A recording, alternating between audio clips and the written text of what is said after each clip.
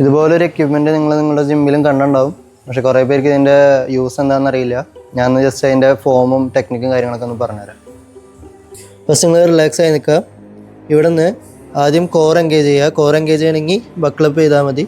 ബക്കിളപ്പ് ചെയ്യുക, core engage ആയി, glute tight ആക്കുക. Glute is tight.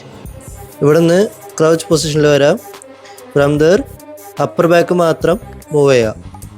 ലോവർ ബാക്കിൽ മൂവ്മെൻറ്റ് വരാതെ അപ്പർ ബാക്ക് മാത്രം. 1 tight your core, engage your glutes.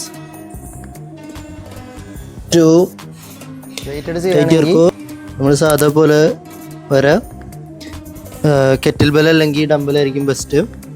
So ഇവിടെ നിന്ന് ക്രൗച്ച് ചെയ്ത് തന്നെ പിടിക്കാം. ഫസ്റ്റ് കോർ ടൈറ്റ് ചെയ്യുക, ഗ്ലൂട്ട്സ് എൻഗേജ് ചെയ്തു.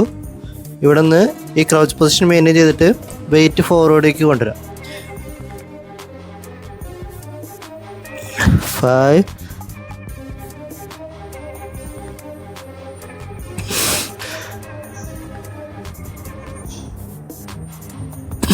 ഇങ്ങനെ ചെയ്യുകയാണെങ്കിൽ നിങ്ങൾക്ക് കറക്റ്റായിട്ട് നിങ്ങളുടെ ഗ്ലൂട്ട്സും ഹാംസ്ട്രിങ്ങും ആക്ടിവേറ്റ് ചെയ്യാൻ പറ്റും.